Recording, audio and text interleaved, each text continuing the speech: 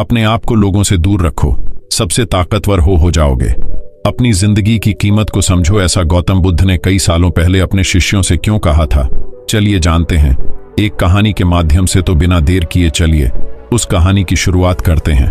जिंदगी की कीमत क्या है? हम में से बहुत से लोग अपनी जिंदगी की वैल्यू नहीं समझते और अपने जीवन को ऐसी चीजों में बर्बाद कर देते हैं जिनसे हमारा नुकसान ही होता है। कुछ लोग अपनी जिंदगी शराब के पीछे बर्बाद कर देते हैं, तो कुछ लड़कियों के चक्कर में, और कुछ अपनी सारी जिंदगी पैसा पैसा करके बर्बाद कर देते हैं। आज की इस कहानी के जरिए आप जानेंगे कि हमारी जिंदगी कितनी कीमती है और हमें अपनी इस कीमती जिंदगी को किस तरह जीना चाहिए। एक बार की बात है, गौतम बुद्ध अपने शिष्यों को जिंदगी से जुड़ी अच्छी बुरी चीजों का ज्ञान दे रहे थे। सभी शिष्य उनकी बातों को बहुत ध्यान से सुन रहे थे। उन सभी में एक शिष्य ऐसा था जिसे प्रश्न पूछने की बहुत आदत थी। वो उठकर गौतम बुद्ध के पास गया और उनसे बोला, आप हमें जिंदगी के बारे में जो कुछ सिखा रहे हैं उस सब का क्या फायदा? क्योंकि हम में से बहुत से बच्चों को ये भी नहीं पता कि हमारे जीवन का मूल्य क्या है और ये जीवन हमारे लिए कितना कीमती है। पहले आप हमें ये बताइए कि इस जीवन का मूल्य क्या है। अपने शिष्य की बात सुनकर गौतम बुद्ध अपने कक्ष में गए और एक चमकता हुआ पत्थर का टुकड़ा लेकर आए। वो टुकड़ा उन्होंने अपने शिष्य को दिया और बोले, मैं तुम्हें इस जीवन का मूल्य तब बताऊंगा जब तुम इस पत्थर का सही मूल्य पता लगा कर आओगे। साथ ही ये ध्यान रखना कि तुम्हें ये पत्थर का टुकड़ा किसी को बेचना नहीं है। गौतम बुद्ध की बात मानकर वो शिष्य बाजार की तरफ चला गया। बाजार में सबसे पहले उसकी नजर एक फल बेचने वाले पर पड़ी और उसने वो पत्थर उस फल वाले को दिखाया और बोला, इस पत्थर के बदले आप मुझे कितने फल दे सकते हो? फल वाला बोला, ये पत्थर कुछ खास तो नहीं है, लेकिन फिर भी इसके बदले में तुम्हें 10 केले दे सकता हूं। वो शिष्य उस पत्थर को लेकर आगे चला गया। फिर उसे एक सब्जी वाला मिला। शिष्य ने उस सब्जी वाले से उस पत्थर की कीमत पूछी। सब्जी वाले ने उस पत्थर को ध्यान से देखा और बोला, इस पत्थर की कीमत के बदले में तुम्हें ज्यादा से ज्यादा एक बोरी भरकर सब्जियां दे सकता हूं। इसके बाद वो शिष्य उस पत्थर को लेकर एक सोने के व्यापारी के पास गया। उस पत्थर के टुकड़े की चमक देखते ही उस सुनार ने उसकी कीमत 100 सोने के सिक्के लगाई। शिष्य ने वो टुकड़ा बेचने से मना किया तो वो सुनार उसके बदले 200 सोने के सिक्के देने को भी राजी हो गया, लेकिन शिष्य ने वो पत्थर नहीं बेचा। इसके बाद वो शिष्य एक हीरों के व्यापारी के पास गया और उनके सामने उसने वो पत्थर के टुकड़े को रख दिया। उस पत्थर को देखते ही हीरों के व्यापारी ने एक साफ कपड़ा बिछाया, उस पत्थर को उसके ऊपर रखा, फिर उसकी परिक्रमा की और हाथ जोड़कर उस पत्थर को कपड़े में लपेटते हुए वो बोला, तुम जिसे मामूली पत्थर समझकर उसकी कीमत पूछ रहे हो, असल में ये एक बेशकीमती रूबी है। ऐसा रूबी हर किसी को नहीं मिलता। मैं अगर अपना सब कुछ बेच भी दूं तो भी इसकी कीमत नहीं चुका सकता। उस व्यापारी की बातें सुनकर वो शिष्य हैरान हो गया। वो दौड़ा दौड़ा सीधा बुद्ध के पास आया और उन्हें उसने जो कुछ भी बाजार में हुआ वो सब बताया। उसकी अचरज भरी बातें सुनकर गौतम बुद्ध बोले, तुम्हारे सवाल का जवाब इस रूबी की कीमत में ही छिपा है। हमारा जीवन भी एक रूबी है। रूबी की तरह ये भी बेशकीमती है, लेकिन हम इस बात को हमेशा नजरअंदाज करते हैं और अपने जीवन का मूल्य नहीं समझते। हम दूसरों को देखकर और उनके जैसा जीवन जीने की कोशिश में अपने जीवन की कीमत को कम कर देते हैं।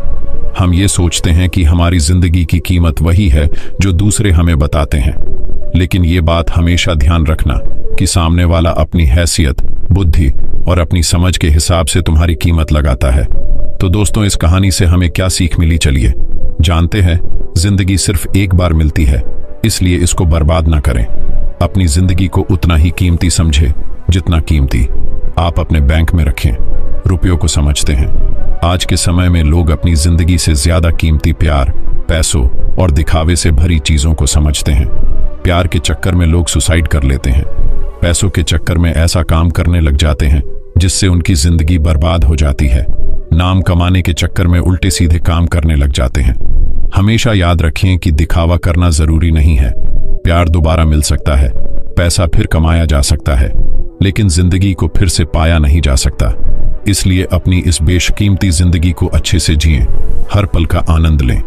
कभी ये ना सोचें कि आप इस दुनिया में किसी काम के नहीं हैं, ना कभी ये सोचें कि आपकी जिंदगी व्यर्थ है। आपके होने या ना होने से कुछ फर्क नहीं पड़ता। जब भी ऐसे नेगेटिव विचार आपके मन में आए तो खुद को बस ये याद दिलाएं कि जीवन एक रूबी है और ये बेशकीमती है। तो चलिए दोस्तों, अब हम जानते हैं जीवन से सारी परेशानी रहस्यमयी तरीके से कैसे दूर करें। उसे जानने के लिए हम आपको गौतम बुद्ध की दूसरी कहानी सुनाएंगे। तो बिना देर किए उस कहानी की शुरुआत करते हैं दोस्तों। ये कहानी आपकी जिंदगी बदल देगी, इसीलिए इस कहानी को पूरा सुने। बुद्ध कहते हैं, मन और शरीर दोनों के लिए स्वास्थ्य का रहस्य है। अतीत पर शोक मत करो, ना ही भविष्य की चिंता करो, बल्कि बुद्धिमानी और ईमानदारी से वर्तमान में जियो। लेकिन हम कितना वर्तमान में जीते हैं, जी ही नहीं सकते। अगर जी सकते हैं तो आप कोशिश करके देख लीजिए, आपका मन और शरीर दोनों स्वस्थ हो जाएंगे। आप भविष्य की चिंता में परेशान नहीं होंगे और ना ही अतीत के दुख को लेकर रोना रोएंगे, बल्कि वर्तमान में चल रही सांस भी आपको आनंद देंगी। मैंने सुना है कि कहीं दूर एक पहाड़ के चट्टान पर एक व्यक्ति बैठा रो रहा था। वहां से एक बौद्ध भिक्षु गुजरा। उसे रोता देख भिक्षु उस व्यक्ति के पास आया और बोला, क्या तुम यहां से कूदकर आत्महत्या करना चाहते हो? व्यक्ति बोला, आपने सही अंदाजा लगाया, मैं चाहता तो यही था, मगर हिम्मत नहीं जुटा पा रहा। भिक्षु ने कहा, क्या सब पीछे छोड़कर आए हो या अपने साथ भी कुछ लाए हो? व्यक्ति ने कहा, नहीं, मैंने सब पीछे छोड़ दिया है, मैं अपने साथ कुछ भी नहीं लाया। भिक्षु ने कहा, तो तुम इतना बोझ लिए क्यों बैठे हो? व्यक्ति ने कहा, कौन सा बोझ?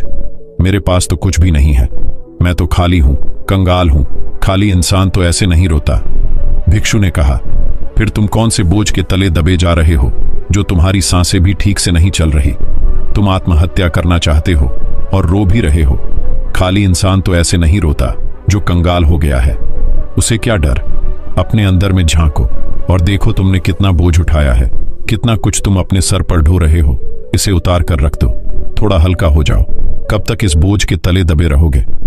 वह व्यक्ति भिक्षु के चरणों में गिर पड़ा और बोला, आपने तो मुझे पढ़ लिया, मेरे अपने भी मुझे नहीं समझ पाए। आप ही मेरी समस्या का समाधान कर सकते हैं। भिक्षु ने कहा, समस्या क्या है? व्यक्ति ने कहा, मेरे घर पर, वहां मेरे साथ चलिए। भिक्षु ने कहा, नहीं, समस्या तुम्हारे घर पर नहीं है, समस्या तुम्हारे अंदर है। जब तक तुम अपने अंदर में समस्या का समाधान नहीं करोगे, तुम्हें हर जगह समस्याएं ही नजर आएंगी। और अगर यहां इस चट्टान पर समस्या नहीं है, तो फिर तुम यहां आत्महत्या करने की क्यों सोच रहे हो?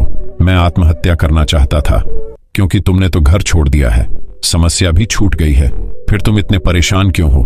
व्यक्ति बोला, आप सही कहते हैं, मैं आपकी बात समझ रहा हूं, कमी मुझ में ही है, इसलिए तो मैं आत्महत्या करना चाहता था।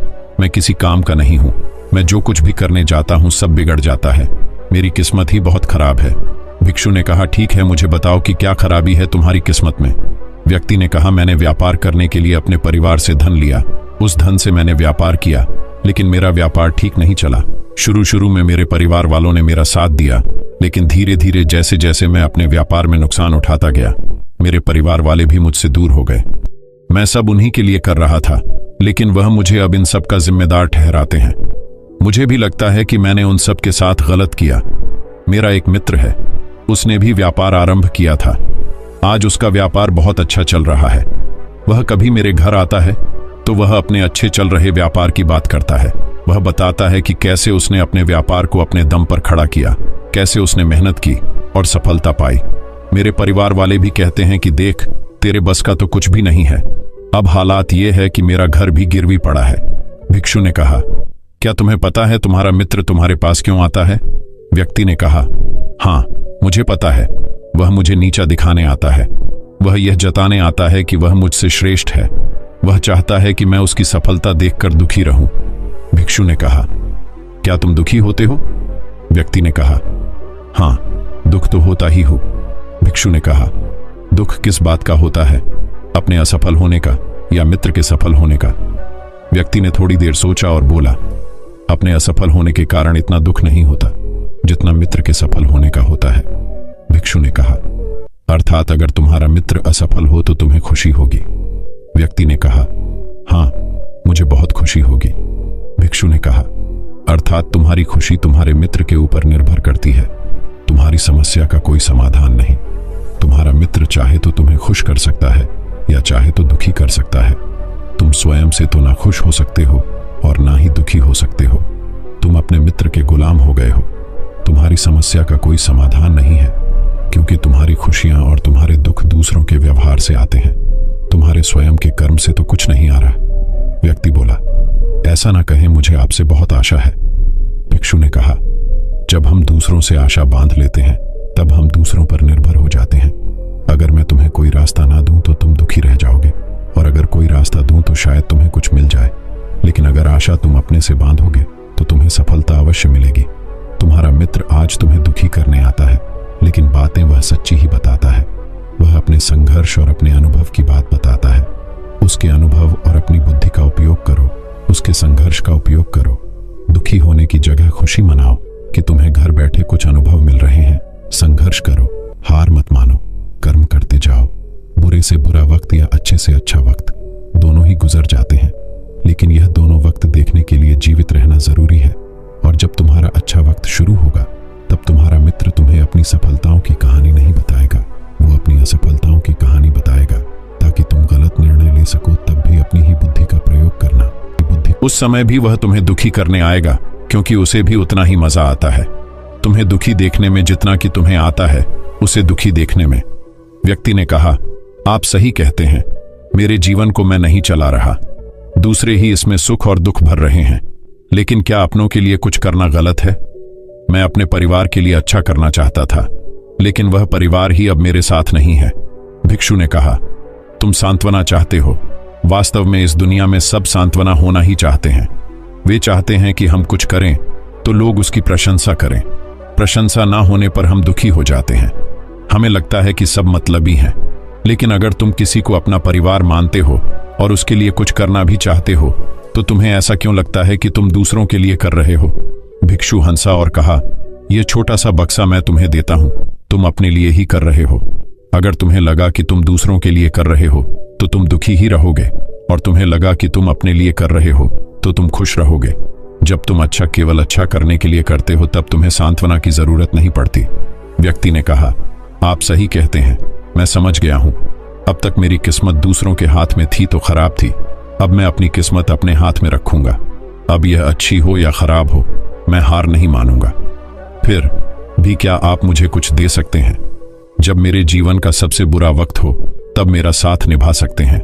भिक्षु हंसा और कहा, यह छोटा सा बक्सा मैं तुम्हें देता हूं, इसे हमेशा अपने पास रखना। इसमें एक ऐसा राज है जो तुम्हें बड़े से बड़े दुख से बाहर निकाल लेगा। लेकिन इसे तभी खोलना जब तुम्हारी जिंदगी में कोई राह ना रह जाए और तुम्हें लगे कि सब व्यर्थ है, मेरी बातें भी व्यर्थ हैं, यह दुनिया व्यर्थ है, यहां रहना भी व्यर्थ है। भूख से उसके माता पिता की मृत्यु हो गई। वह व्यक्ति उस बक्से को लेकर चला गया। उसने भिक्षु की बात पर अमल किया और व्यापार आरंभ किया। उसका व्यापार अच्छा चला, उसका जीवन भी अच्छा बीत रहा था। परिवार वाले भी उसके साथ आ गए थे। अब वह जो कुछ भी कर रहा था सब अपने लिए ही कर रहा था।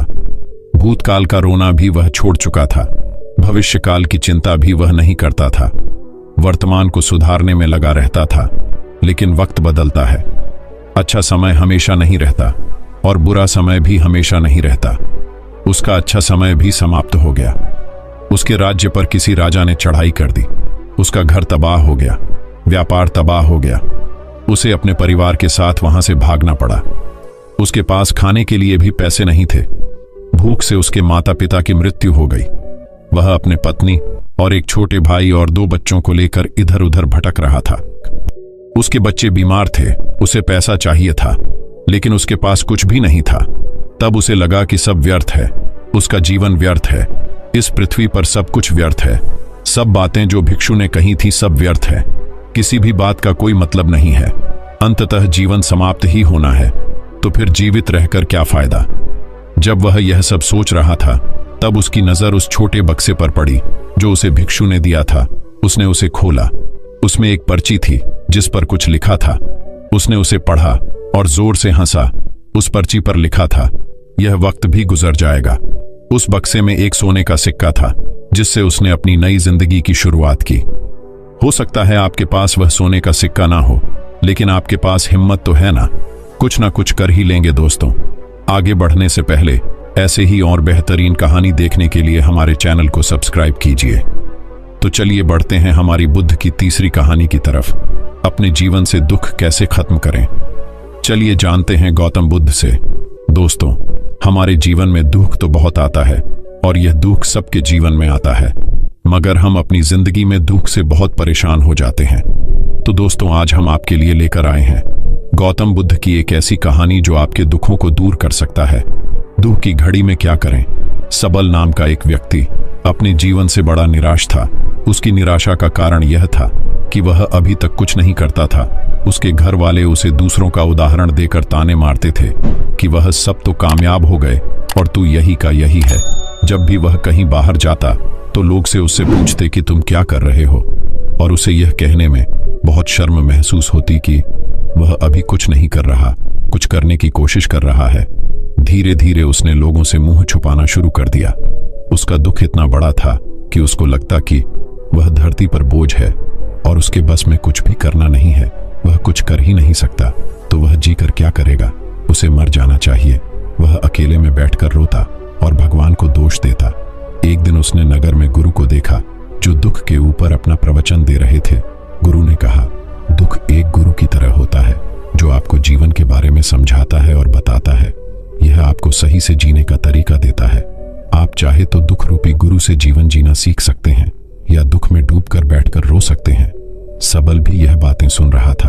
उसने गुरु से कहा, दुख कुछ सिखाकर नहीं जाता बल्कि पीड़ा देकर जाता है। दुख की पीड़ा अनंत होती है। ऐसा लगता है कि इसके बाद कुछ नहीं मिलने वाला, कुछ नहीं होने वाला। मृत्यु भी उसके सामने कम लगती है। गुरु ने कहा, क्या दुख है तुम्हें का? आपके पास कोई समाधान है? गुरु मुस्कुराए और गुरु ने कहा, जब तुम्हारे जीवन में असली दुख आए तब मेरे पास आना। गुरु वहां से चले गए। सबल ने सोचा, क्या मेरा दुख असली नहीं है? क्या यह दुख जो मैं झेल रहा हूं दुख नहीं है? कोई भी मेरे दिल का दर्द नहीं समझता, घर वाले नहीं समझते, तो गुरु क्या समझेंगे? अपने दुखों से परेशान होकर सबल ने एक निर्णय लिया कि वह कुछ करके दिखाएगा। उसने एक छोटा सा व्यापार आरंभ किया। उसे उसके व्यापार में सफलता नहीं मिल रही थी, पर उसके घर वाले बहुत खुश थे कि वह कुछ तो प्रयास कर रहा है। धीरे धीरे उसे सफलता मिलने लगी और फिर उसने रफ्तार पकड़ ली। वह 2 वर्ष के भीतर ही एक बड़ा व्यापारी बन गया। अब सबल के आसपास काफी लोग थे जो उसे पसंद करते थे, जो उसकी चिंता करते थे, जो उसके कार्यों की सराहना करते थे, प्रशंसा करते थे। उसके माता पिता भी अपने बेटे की प्रशंसा करते थकते नहीं थे। उसके मित्रों की संख्या दिन ब दिन बढ़ती जा रही थी। वह बहुत खुश था। अपनी जिंदगी में पड़ोस के कुछ मित्रों ने उसे समझाया कि जब वह बड़ा व्यापारी बनकर इतना सुखी रह सकता है तो सोचो, अगर तुम इस नगर के, इस राज्य के सबसे बड़े व्यापारी हो जाओ तो कितना सुख होगा तुम्हारे पास, कितने लोग तुमसे जुड़ेंगे, कितना यश तुम्हारा फैल जाएगा। स्वयं राजा भी तुम्हारी तारीफ करेंगे और जरूरत पड़ने पर तुमसे ही धन उधार लेंगे। यह बात सबल के मन में बैठ गई और अब वह और अधिक प्रयास करने लगा। लेकिन यह सब कुछ उसे बहुत जल्दी चाहिए था। ज्यादा समय इसमें वह बर्बाद नहीं करना चाहता था, इसलिए उसने ऐसे कार्य किए जो उचित नहीं थी। उसने बहुत बड़ी मात्रा में धन उधार लिया, अपने मित्रों से लिया। ज्यादा मुनाफा कमाने के चक्कर में अपने माल की गुणवत्ता खराब कर दी। उसके मित्र उसे जैसा समझाते गए वह वैसा करता गया। दुख की घड़ी में क्या करें? दूसरे व्यापारियों के खिलाफ षड्यंत्र भी रचे। अब उसके जीवन का सुकून कहीं चला गया था। उसे रातों को नींद नहीं आती थी। वह हमेशा कुछ उधेड़बुन में लगा रहता था। सुख साधन की सारी वस्तुएं होने के बाद भी उसे किसी में सुख नहीं मिल रहा था। एक दिन सबल अपने रथ में बैठकर एक मार्ग से जा रहा था। रास्ते में उसने गुरु का आश्रम देखा। वह गुरु के पास पहुंचा और कहा, गुरुदेव, आपने कहा था कि असली दुख हो तो मेरे पास आना। मेरे जीवन में बहुत दुख है, मैं रात को सो नहीं पाता। सबल गुरु को अपनी सारी बात बताई। गुरु ने कहा, जब तुम पहली बार मिले थे तब भी तुम किसी दुख में थे। उस दुख से तुमने क्या सीखा? सबल ने कहा, मैंने सीखा कि केवल सोचने मात्र से कुछ नहीं होता। कर्म को अंतिम पड़ाव तक ले जाना आवश्यक होता है। अपनी सोच को साकार करने के लिए कर्म करना पड़ता है और केवल कर्म करने से कुछ नहीं होता। कर्म को अंतिम पड़ाव तक ले जाना आवश्यक होता है। चाहे रास्ते में कितनी भी बाधाएं आए, कितनी भी निराशा आए, चाहे ऐसा क्यों ना लगे कि अब कुछ नहीं होगा, तब भी यह मानकर कि जो कार्य मैं कर रहा हूं मैं इसमें सफल होकर ही रहूंगा। कर्म करना चाहिए। लोग केवल सफल व्यक्ति को ही महत्व देते हैं, बाकी सब चाहे कोई कितना भी अच्छा क्यों ना हो, इस दुनिया के लिए वो बोझ ही कहलाता है। गुरु मुस्कुराए और गुरु ने कहा, जब तुम्हारी जीवन में असली दुख आए तब मेरे पास आना, मैं उसका समाधान अवश्य करूंगा। सबल ने गुरु को एक घड़ा भेंट किया जो सोने के सिक्कों से भरा था। घड़े को देखकर गुरु ने कहा, इस घड़े को वहां उस पेड़ के नीचे गड्ढा खोद कर दबा दो। यह मेरे किसी काम का नहीं। सबल ने ऐसा ही किया और वहां से चला गया। धीरे धीरे सबल को व्यापार में घाटा होने लगा। उसकी धन संपदा धीरे धीरे घटने लगी और एक समय ऐसा आया जब उसके ऊपर बहुत कर्जा हो गया, पर वह निश्चिंत था क्योंकि कर्जा उसके मित्रों द्वारा ही उसे दिया गया था। वह सोचता था कि उसके मित्र उसके बुरे समय में उसका साथ देंगे, पर ऐसा कुछ नहीं हुआ। सबसे पहले मित्रों ने ही अपना उदार धन उससे मांगना शुरू किया। ना देने पर जान से मारने की धमकी भी दी। उसके शुभचिंतक, उसके चाहने वाले सब उससे दूर हो गए। उसके पिता उसे उसकी गलतियों को गिनवाने लगे। उसकी सारी संपत्ति नीलाम हो गई। उसके पास कुछ नहीं बचा। उसने अपने पिता से सहायता मांगी। पिता ने कहा, मेरे पास यह थोड़ी सी ही संपत्ति है। अगर मैं तुम्हें यह दे दूं तो मैं और तुम्हारी मां को कहां रखूंगा? हमारा आखिरी सहारा यही संपत्ति है। उसके जीवन में बहुत गहरा दुख था। उसके आसपास कोई भी ऐसा नहीं था जो उसे संभाल सके। लोगों से मिले इस धोखे की वजह से वह टूट गया था। लगता था कि जीने का कोई मतलब नहीं है। मृत्यु ही एकमात्र सहारा है। वह मरने के लिए एक नदी की तरफ जा रहा था। तभी रास्ते में उसे याद आया कि गुरु ने कहा था कि जब उसके जीवन में असली दुख आए तो वह उनके पास आए और वह उसके दुख का समाधान करेंगे। सबल गुरु के पास गया और उसने गुरु को सारी बात बताई और कहा कि मेरे दुख का समाधान कीजिए। गुरु ने कहा, जब तुम्हारे जीवन में असली दुख आए तब मेरे पास आना, मैं उसका समाधान अवश्य करूंगा। सबल ने कहा, असली दुख क्या होता है गुरुदेव? क्या अब जो मेरे जीवन में घट रहा है वह दुख नहीं है? गुरु ने कहा, पहले यह बताओ कि तुमने अपने इस दुख से क्या सीखा है? सबल ने कहा, जो लोग तुम्हारी तरक्की के साथ, तुम्हारी सफलता के साथ तुम्हारे साथ साथ आए हैं वह तुम्हें धोखा देंगे, क्योंकि तुम्हारे बुरे समय में वह तुम्हारे साथ नहीं रहेंगे बल्कि तुम्हारा फायदा उठाएंगे। भरोसा केवल उन्हीं लोगों पर करना चाहिए जो तुम्हारे बुरे समय में, असफलता के समय में तुम्हारे साथ खड़े रहे हो। और ऐसे लोग बहुत कम ही देखने को मिलते हैं। जिन्हें मिलते हैं उन्हें हमेशा उनकी कद्र करनी चाहिए। कभी किसी के खिलाफ षड्यंत्र नहीं करना चाहिए। ईमानदारी और धैर्य के साथ काम करना चाहिए। लालच नहीं करना चाहिए। गुरु ने पेड़ के नीचे गड्ढा खोदकर गड़ा हुआ खजाना निकाला जिसमें सोने के सिक्के भरे थे और वह घड़ा सबक को दे दिया और कहा, जब असली दुख हो तभी आना। सबल ने गुरु को प्रणाम किया, धन्यवाद दिया और वह घड़ा लेकर चला गया। उस धन से उसने दोबारा व्यापार शुरू किया और अब वह छोटा सा व्यापारी बनकर भी खुश था और ईमानदारी से काम करते करते वह एक बड़ा व्यापारी भी बन गया। हालांकि इसमें उसे अब कुछ समय लगा, लेकिन अब वह खुश था। उसका जीवन खुशियों से भरा था। लेकिन आप कितने ही अच्छे हैं, कितना ही अच्छा काम करते हो, दान करते हो, पुण्य करते हो, लोगों की मदद करते हो, जीवन में दुख सबके आता है। तो सबल के जीवन में भी दुख आया। उसके माता पिता की मृत्यु हो गई। वह दोनों एक ही दिन मृत्यु को प्राप्त हो गए। सबल अपने माता पिता से बहुत प्रेम करता था, इसलिए उसे बहुत गहरा आघात लगा। वह उन्हें शमशान ले गया। वहां पर उनकी अंतिम क्रिया की गई। सबल ने उन्हें चिता में जलते हुए देखा। उसका मन बेचैन हो गया। उसके मन में हजारों सवाल खड़े हो गए। वह घर वापस आया तो उसने अपने माता पिता की संपत्ति को देखा जिसके लिए वह हमेशा लड़ते रहते थे। आज वह लावारिस पड़ी थी। उसकी देखरेख करने वाले, उसके लिए लड़ने वाले चले गए थे। उसके पिता ने जो भी इकट्ठा किया था सब यही रखा था। एक दिन पहले तक भी वह अपनी संपत्ति के लिए किसी से भी लड़ने के लिए तैयार थे, पर आज नहीं। उसका मन बहुत बेचैन हो रहा था। उसे लग रहा था जैसे कुछ खाली है, कुछ अकेलापन है, कुछ डर है, कुछ है जो समझ नहीं आ रहा। इसलिए वह गुरु के पास पहुंचा। गुरु ने सबल को देखते ही कहा, क्या कोई दुख है? सबल ने कहा, जीवन में वैसे तो कोई दुख नहीं है गुरुदेव, सब ठीक है, सब सुख है, पर आज मेरे माता पिता की मृत्यु हो गई और मेरा मन बहुत दुखी है। गुरु ने कहा, इसमें दुखी होने वाली क्या बात है? एक दिन सबके प्रियजनों को मर जाना है। जीवित तो यहाँ कोई ना रहा और ना कोई रहेगा। तुम भी एक दिन मर जाओगे। हो सकता है कल, या कहो आज, या कहो तो अभी तुम मर सकते हो। सबल ने कहा, गुरुदेव आप यह क्या कह रहे हैं? मैं भी मर जाऊंगा, पर अभी तो मैं जवान हूं। गुरु ने कहा, इस प्यारे से भ्रम में तो सब जीते हैं कि मृत्यु बूढ़ों को आती है, जबकि उनके सामने ही जवान मर जाते हैं, बच्चे भी मर जाते हैं। मृत्यु को किसी की उम्र से कोई लेना देना नहीं है। गुरु के मुख से यह बातें सुनकर सबल वहां से चुपचाप चला गया, पर उसका मन जैसे बेचैन हो गया था। वह कुछ खालीपन सा महसूस कर रहा था। दिन रात वह अपने बारे में ही सोचता रहता कि वह क्या कर रहा है, वह क्या है, क्यों है, कैसे हैं, हम क्या हैं, हम करने क्या आए हैं, क्या बस चीजों का उपभोग करना है और मर जाना है। उसे कोई जवाब नहीं मिल रहा था और उसका दुख बढ़ता ही जा रहा था। कुछ दिन बाद वह वापस गुरु के पास पहुंचा और गुरु को सारी बात बताई। गुरु मुस्कुराए और गुरु ने कहा, आज पहली बार तुम्हारी जीवन में असली दुख उत्पन्न हुआ है। वास्तव में यही है जो दुख कहलाने लायक है कि हमें नहीं पता कि हम क्या कर रहे हैं, क्यों हैं, कैसे हैं, कौन हैं हम और हमें क्या करना है। सबल ने कहा, गुरुदेव मेरे दुख का समाधान कीजिए। गुरु ने कहा, हम सब अपनी जीवन भर क्या इकट्ठा करते रहते हैं।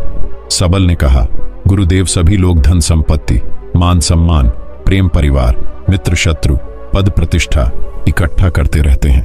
गुरु ने कहा, क्या इनमें से कुछ भी इकट्ठा करके हम अपने साथ ले जा सकते हैं। सबल ने कहा, नहीं गुरुदेव, इनमें से कुछ भी साथ नहीं जाता। मेरे माता पिता के साथ भी कुछ नहीं गया, सब तो यहीं छूट गया। गुरु ने कहा, ध्यान से समझना, इस दुनिया में जिसे हमें इकट्ठा करना है उसे हम कभी इकट्ठा करते ही नहीं।